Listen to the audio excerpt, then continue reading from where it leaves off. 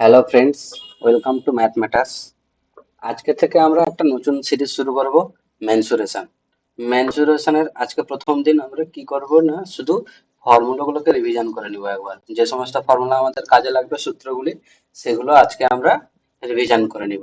তো শুরু করার আগে তোমরা যারা নতুন এই চ্যানেলে, তারা অবশ্যই এই চ্যানেলটাকে সাবস্ক্রাইব করে দিও, আর ভিডিওটাকে যদি ভালো লেগে থাকে তাহলে লাইক করে দিবে। তো চলো শুরু করা যাক। প্রথমে আমরা দেখে দেবো কি ত্রিভুজের যে সূত্রগুলো। ত্রিভুজের সূত্রগুলোর ক্ষেত্রে ত্রিভুজ জানি আমরা বাহুভেদের তিন প্রকার হয়: বিষমবাহু ত্রিভুজ, সমদ্বিবাহু ত্রিভুজ আর সমবাহু ত্রিভুজ। প্রথমে দেখে নিই বিষমবাহু ত্রিভুজের ক্ষেত্রে কি কি সূত্র আমরা জানি। পরিসীমা, প্রথমে বিষমবাহু ত্রিভুজের তিনটি বাহু আমরা এ বি, আচ্ছা এখানে একটু চেঞ্জ করতে হবে, এইটা বি হবে না, এটা এ হবে। এ বি আর সি, আর এইটা হচ্ছে হাইট, অর্থাৎ উচ্চতা, এইচ। এই এটা হচ্ছে অ্যাঙ্গেলকে থিটা ধরেছি আমরা, যে এই এ আর বি যে বাহু দুটি তাদের মধ্যে কোণটাকে থিটা ধরেছি আমরা। পরিসীমা মানে কি না, চারপাশের দৈর্ঘ্যের যোগফল। তাহলে এখানে হবে কি এ প্লাস বি প্লাস সি। এক্ষেত্রে পরিসীমা মানে তিনটি বাহুকে আমরা যোগ করে দিব, যে মানটা আসবে সেটাই হয়ে যাবে এই ত্রিভুজের পরিসীমা। এবারে ক্ষেত্রফল নির্ণয়ের সূত্র কি আছে না, এখানে ক্ষেত্রফল নির্ণয়ের যে সূত্রটা আমরা জানি সেটা হচ্ছে root over s into s minus a into s minus b into s minus c। এই সূত্রটাকে আমরা বলা হয় কি হেরনস ল, হেরনস ফর্মুলা, হেরনস ফর্মুলা। এই সূত্রটিকে আমরা ইউজ করব কি করার জন্য না, বিষমবাহু ত্রিভুজের ক্ষেত্রফল বের করার জন্য, যেখানে এই এস কে আমরা বলি অর্ধ পরিসীমা। আর এই অর্ধ পরিসীমা বের করে কি না, পরিসীমাকে দুই দিয়ে ভাগ করে, অর্থাৎ A plus B plus C by two. এটাকে বলা হয় কি অর্ধ পরিসীমা। এরপর এই যে অ্যাঙ্গেল থিটা, আর সেই অ্যাঙ্গেলের দুটো যে বাহু এ আর বি যদি দেওয়া থাকে, তাহলে আমরা এরিয়াকে এভাবেও বের করতে পারি ত্রিকোণমিতি কাজে লাগিয়ে, যে অ্যাঙ্গেল এ সমান half into A B sine theta. যারা ত্রিকোণমিতি জানো না, আমরা এর পরে ত্রিকোণমিতি করব, সেখানে তোমরা দেখবে। আপাতত এটাকে মনে রাখবে যে half A B sine theta করেও আমরা এই ত্রিভুজের, যে কোনো ত্রিভুজের ক্ষেত্রফলকে বের করতে পারি। আবার এরিয়া সমান এটাও আমরা লিখতে পারি যে half base into height. Base মানে কত, এখানে বি আছে, আর হাইট কত আছে, এইচ আছে। এই যে এই সূত্রগুলো আমরা যে কোনো ত্রিভুজের ক্ষেত্রে ব্যবহার করতে পারি যদি তার ডাটাগুলো দেওয়া থাকে।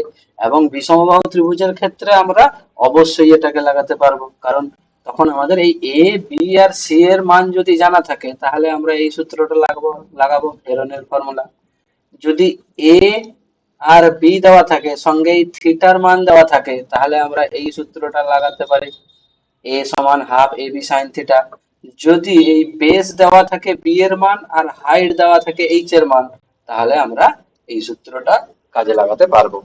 এরপরে আসছে কি সমদ্বিবাহু ত্রিভুজ। সমদ্বিবাহু ত্রিভুজ মানে কি দুটো বাহু সমান। এই দুটো বাহু সমান, সেই জন্য এই দুটোকে আমরা এ ধরেছি, আর নিচের বাহুটাকে আমরা ধরেছি বি। আর এইচ হচ্ছে এই ত্রিভুজের উচ্চতা। তাহলে পরিসীমা কি হবে না, পরিসীমা হবে টু এ প্লাস বি। এই উচ্চতা বের করার জন্য আমরা পিথাগোরাস থিওরেম কাজে লাগাতে পারি, এবং সেখান থেকে পাবো কি না এইচ সমান root over A square minus B square by four. এইটা আমরা ব্যবহার করতে পারবো ত্রিভুজের উচ্চতাটা বের করার জন্য।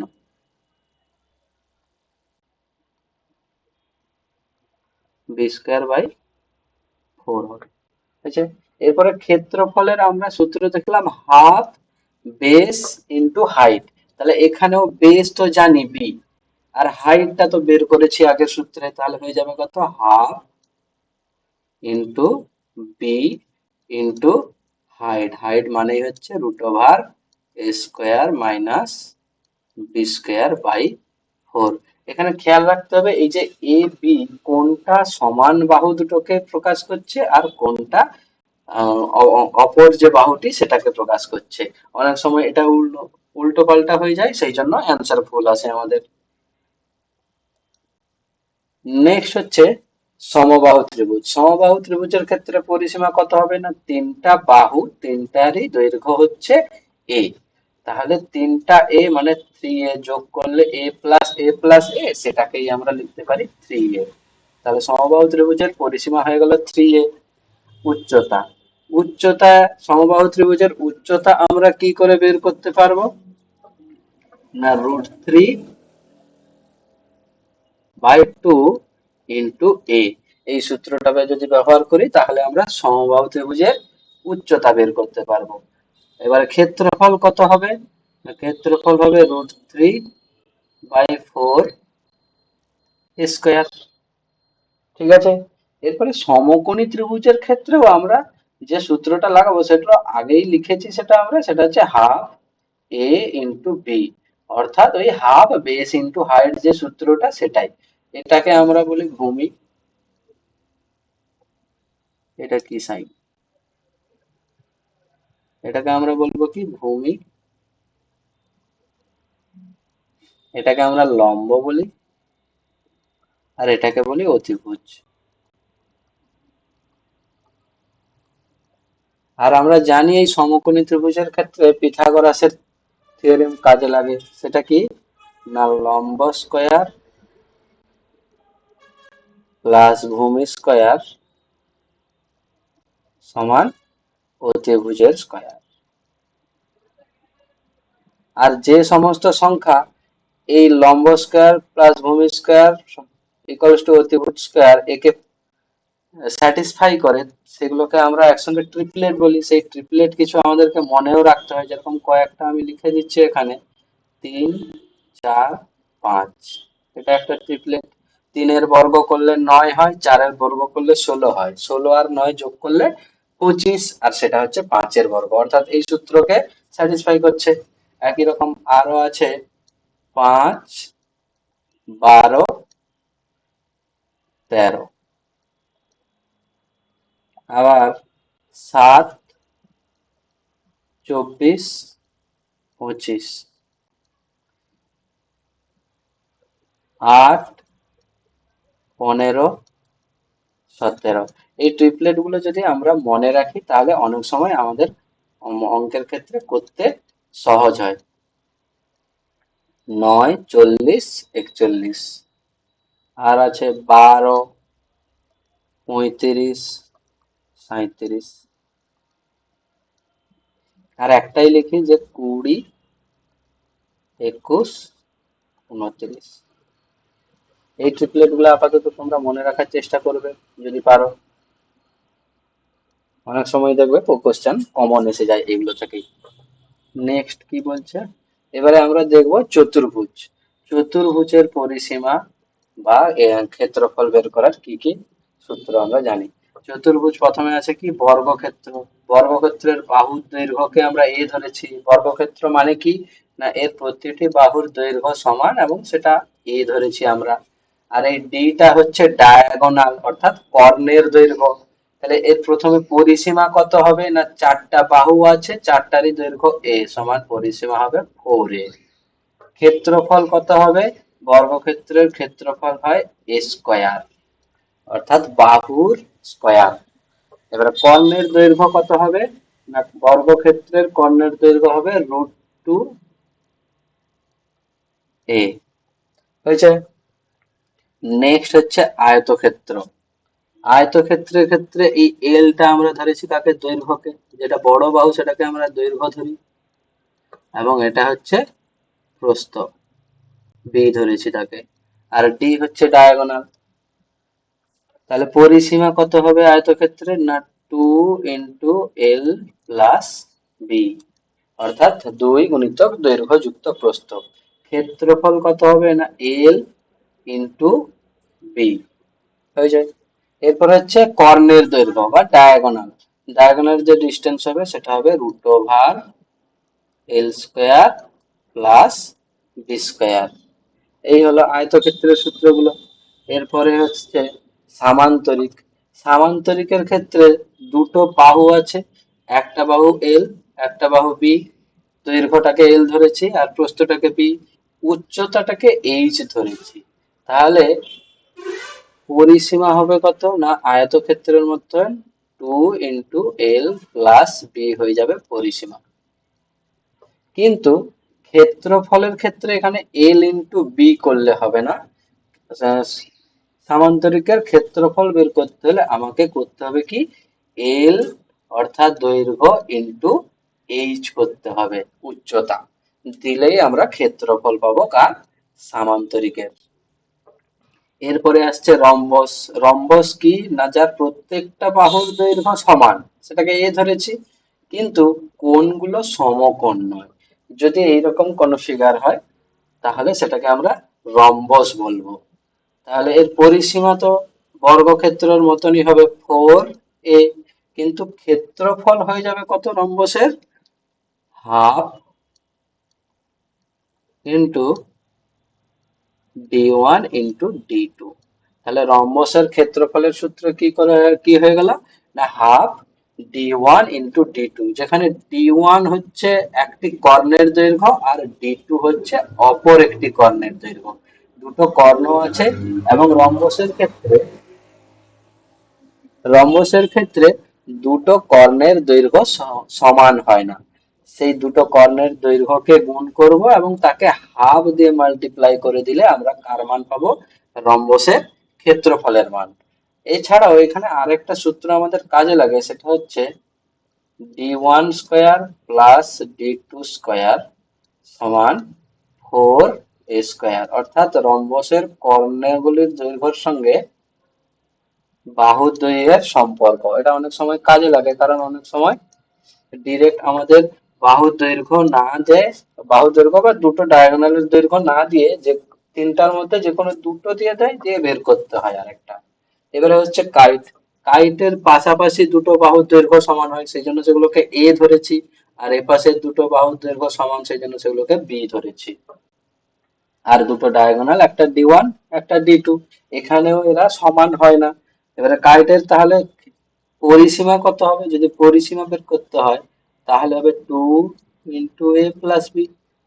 একই রকম ভাবে যেভাবে সামান্তরিকে বের করেছি, আয়তক্ষেত্রে বের করেছি, আর এরিয়া হয়ে যাবে কত, রম্বসের মতন, half into d1 into d2 হয়ে যাচ্ছে। নেক্সট নেক্সট কি আছে, ট্রাপিজিয়াম। ট্রাপিজিয়ামের ক্ষেত্রফলের সূত্র হচ্ছে, ট্রাপিজিয়াম কাকে বলে আগে দেখে নিই। ট্রাপিজিয়াম হচ্ছে কি না, যার পরস্পর বিপরীত বাহু, একজোড়া বিপরীত বাহু সমান্তরাল। এইখানে এই বাহুটা আর এই বাহুটা সমান্তরাল, একটার বাহুর দৈর্ঘ্য এ ধরেছি আর একটার দৈর্ঘ্য বি ধরেছি, আর এইচ কে ধরেছি হাইট। তাহলে এর ক্ষেত্রফল হবে হাফ ইন্টু হাইট ইন্টু এ প্লাস বি। সমান্তরাল সরলরেখার অন্তর্গত সমান্তরালের অন্তর্ভুজ যে দুটি বাহু, সেই দুটোর যোগফল, তার সঙ্গে উচ্চতা গুণ করব এবং তাকে হাফ দিয়ে মাল্টিপ্লাই করব। এবারে যদি এমনি কোনো এরকম আমাদের জানাশোনা কোনো ফিগার না হয়, যে কোনো চতুর্ভুজ দিয়ে দেয়, যে কোনো ধরনের চতুর্ভুজ দিয়ে দিয়েছে এবং দেওয়া আছে কি, তার ডায়াগোনালের দৈর্ঘ্য ডি দেওয়া আছে, এই ডিটা, আর দেওয়া আছে ওই ডায়াগোনাল থেকে বিপরীত যে দুটো কোণ আছে, শীর্ষবিন্দু আছে, ওদের উচ্চতা, একটাকে h1 আর একটা h2। এক্ষেত্রে আমরা পুরোটার যদি ক্ষেত্রফল বের করতে বলে, তাহলে আমরা প্রথমে দুটো ট্রায়াঙ্গেলে ভেবে নিব। প্রথমে হচ্ছে এই ত্রিভুজটা ধরো এ বি সি, আর একটা এইটা B C D. A B C এর যদি আমি ত্রিভুজের ক্ষেত্রফল বের করতে চাই, তাহলে কি হয়ে যাবে না, হাফ ইন্টু উচ্চতা ইন্টু ভূমি আছে ডি, আর তার সঙ্গে এই ত্রিভুজের বি সি ডি ত্রিভুজের যদি ক্ষেত্রফল যোগ করে দিই, তাহলে পুরো যে ফিগারটা এবিসিডির ক্ষেত্রফল বেরিয়ে যাবে। তাহলে এই নিচের বিসিডি ত্রিভুজের ক্ষেত্রফল কত হবে না half into D into H two. আর এখানে কি হয়ে যাবে হাফ, আর এই ডি কমন চলে যাবে, থাকবে কত এইচ 1 প্লাস এইচ 2। তাহলে এইভাবে আমরা যে কোনো চতুর্ভুজের ক্ষেত্রফল বের করতে পারবো যদি এইচ 1 দেওয়া থাকে, এইচ 2 দেওয়া থাকে, আর ডি এর মান কর্ণের দৈর্ঘ্য দেওয়া থাকে। এইচ 1টা কি, ডিটা কি কর্ণ, একটি কর্ণের দৈর্ঘ্য। এইচ 1টা হলো যে কর্ণের দৈর্ঘ্য দেওয়া আছে সেই কর্ণ থেকে এ বিন্দুর, এ শীর্ষবিন্দুর উচ্চতা, আবার ডি পর্যন্ত যে উচ্চতাটা ওই কর্ণ থেকেই সেটাকে এইচ 2 ধরেছি। ঠিক আছে, চতুর্ভুজ শেষ। এবারে আমরা বৃত্তর ক্ষেত্রে দেখে নিব। বৃত্তর ক্ষেত্রে আমরা জানি একটাই চলরাশি থাকে, সেটা হচ্ছে রেডিয়াস, সেটাকে আমরা আর দ্বারা প্রকাশ করেছি। আর ডায়ামিটার অর্থাৎ ব্যাসকে লেখা হয় কত 2r দিয়ে। তাহলে এর এরিয়া কত হয় না পাই আর স্কয়ার, এবং পেরিমিটার বা সারকমফারেন্স কত হয় 2 পাই আর।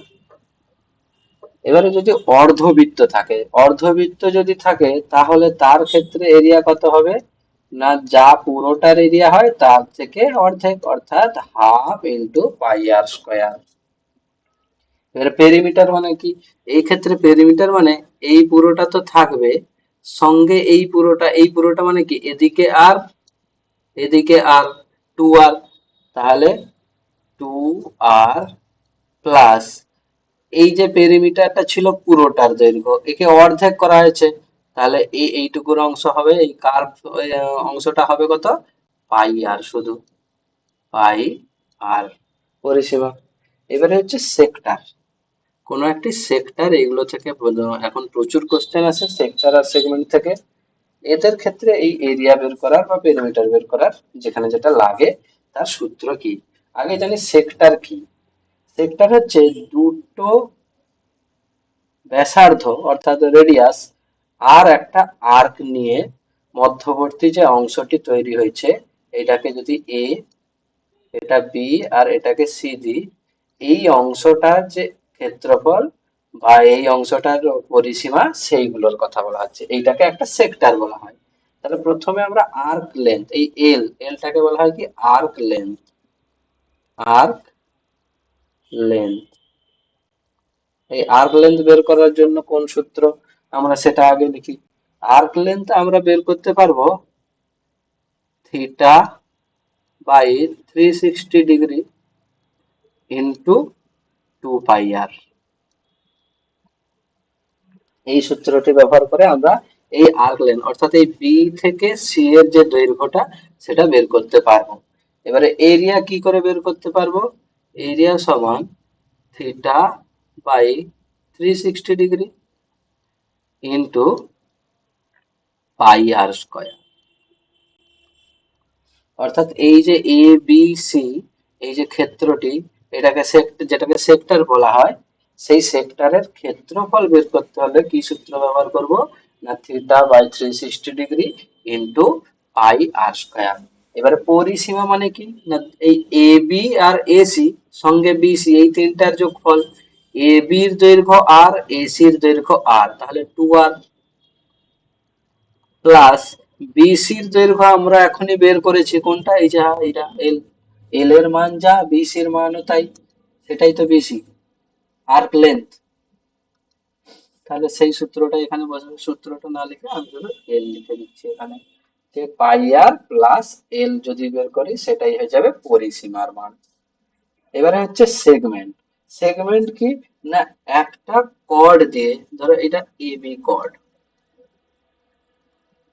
এই কর্ড দিয়ে বৃত্ত দুটো অংশে ভাগ হয়ে গেছে, বৃত্তের যে ক্ষেত্রফলটি সেই দুটো অংশকেই এক একটাকেই বলা হয় সেগমেন্ট। ধরলাম এই নিচের যে সেগমেন্টটা, এইটার আমাকে ক্ষেত্রফল বের করতে হবে।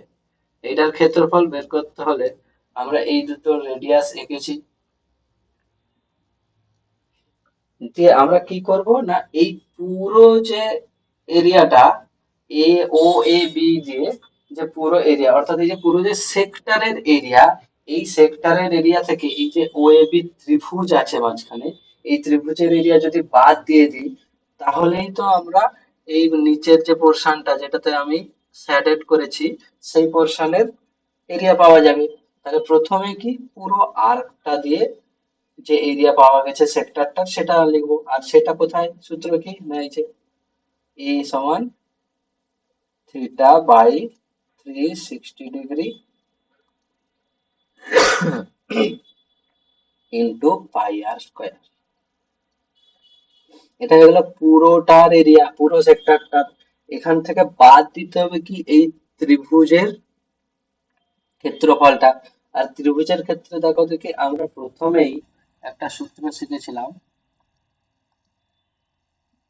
কোথায় গেল? হ্যাঁ, এই যে সূত্রটা, যে এই ক্ষেত্রফল বের করার জন্য কি করতে হয় না, half into A B sine theta. A B মানে কি না, যে কোণটা দেওয়া আছে ত্রিভুজের সেই কোণের পাশের দুটোর যে বাহুর দৈর্ঘ্য গুণ করে তার সঙ্গে সাইন থিটা। তাহলে এই সূত্রটাই আমরা এখানে লাগাতে পারবো। কোথায়, এই যে অ্যাঙ্গেলটা দেওয়া আছে থিটা, তার পাশাপাশি দুটো বাহু এটাও আর আর এটাও আর, তাহলে হয়ে যাবে কত, হাফ ইন্টু আর আর আর এর গুণফল মানে আর স্কোয়ার ইন্টু সাইন থিটা। তাহলে এই পুরো সেক্টরটা থেকে এই ত্রিভুজটার ও এ বি ত্রিভুজের ক্ষেত্রফল বাদ দিয়ে দিয়েছি, দিলে এই সেগমেন্টের ক্ষেত্রফল পেয়ে গেছি আমরা। বোঝা গেছে? নেক্সট চলে যাবো এবারে। এবার হচ্ছে এটা একটা স্পেশাল টাইপের কোশ্চেন আসে আমাদের কোশ্চেনে, যে বলছে ধরো দুটো সার্কেল, তিনটা সার্কেল বা চারটা সার্কেল একে অপরকে টাচ করে আছে। এবারে হচ্ছে একটা দড়ি দিয়ে তাদেরকে ঘিরতে হবে, এই দড়ি দিয়ে তাদেরকে ঘিরে রাখতে হবে, তাহলে সেই দড়িটার লেন্থ কি হবে। ওই লেন্থটা বের করার জন্যই প্রথমে কি আছে না, দুটো সার্কেল যদি থাকে তাহলে সূত্র হবে কত, 2 পাই আর স্কোয়ার হয়ে গেল, 2 পাই আর প্লাস 2d। এবারে এই 2d মানে কি, ডি মানে হচ্ছে ব্যাস, আর ব্যাস সমান কত হয় না, 2r। তাহলে ডি মানে হলো ব্যাস, এই দুটো বৃত্তের যে ব্যাসার্ধ তার দ্বিগুণ হচ্ছে ডি, তার সঙ্গে দ্বিগুণ। তাহলে এল সমান কত হলো, 2 পাই আর প্লাস 2d। আবার এরকম তিনটা বৃত্ত যদি থাকে তাহলে যে দড়িটি লাগবে তার দৈর্ঘ্য কত হবে, 2 পাই আর প্লাস 3d। একই রকম ভাবে যদি চারটা বৃত্ত থাকে তাহলে L4 পাওয়া যাবে, L4 কত, 2 পাই আর প্লাস 4d হবে। ঠিক আছে? তাহলে যেটা খেয়াল রাখবো কি না, এখানে দুটো বৃত্ত ছিল 2d, তিনটা বৃত্ত আছে 3d, আর চারটা বৃত্ত থাকলে 4d হবে। আর খেয়াল রাখবো এইখানে কিন্তু রেডিয়াস নয়, ডায়ামিটার লিখতে হবে। আমরা অনেক সময় অঙ্কে রেডিয়াস দেওয়া থাকে বলে রেডিয়াসটাই এখানে ডি এর জায়গায় বসিয়ে দিই, কিন্তু ডায়ামিটার লিখতে হবে, খেয়াল করবে একটু ভালো করে। এবারে আর একটা জিনিস আছে, ধরো একটা সমবাহু ত্রিভুজ দেওয়া আছে,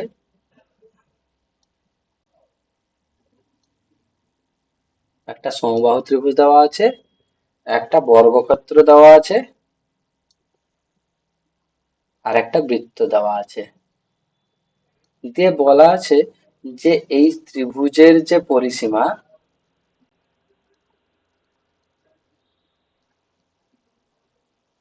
চতুর্ভুজ বর্গক্ষেত্রের পরিসীমা আর যে বৃত্তের পরিসীমা, তিনটার পরিসীমা সমান। বাহুর দৈর্ঘ্য তো আলাদা হবে, এটার হচ্ছে বাহুর দৈর্ঘ্য কিছু একটা এ থাকবে, প্রত্যেকটা দৈর্ঘ্যই এ হবে সমবাহু ত্রিভুজ।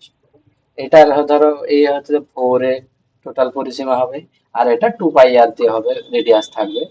যদি এই তিনটার পরিসীমা সমান হয় তাহলে এদের যে ক্ষেত্রফল তাদের মধ্যে একটা সম্পর্ক পাওয়া যাবে। ধরলাম যে এই ত্রিভুজের ক্ষেত্রফলটা হচ্ছে টি, এই স্কোয়ারের ক্ষেত্রফল হচ্ছে এস এবং এই সার্কেলের ক্ষেত্রফল হচ্ছে সি। তাহলে এদের মধ্যে সম্পর্ক হবে সব সময় এইটা, অর্থাৎ সব থেকে বেশি ক্ষেত্রফল কার হবে? বৃত্তের। তারপরে কার হবে? স্কোয়ারের। এবং শেষমেশ সব থেকে ছোট হবে কে? ট্রায়াঙ্গেলের। তো এই সূত্রগুলোকে যদি আমরা ভালো করে দেখে রাখতে পারি, তাহলে পরবর্তী যে ক্লাসগুলোতে হবে সেখানে আমাদের সমস্যা হবে না। খুব সহজেই আমি যেটা বোঝাবো তোমরা বুঝতে পারবে, কোশ্চেন গুলা করতেও পারবে নিজে।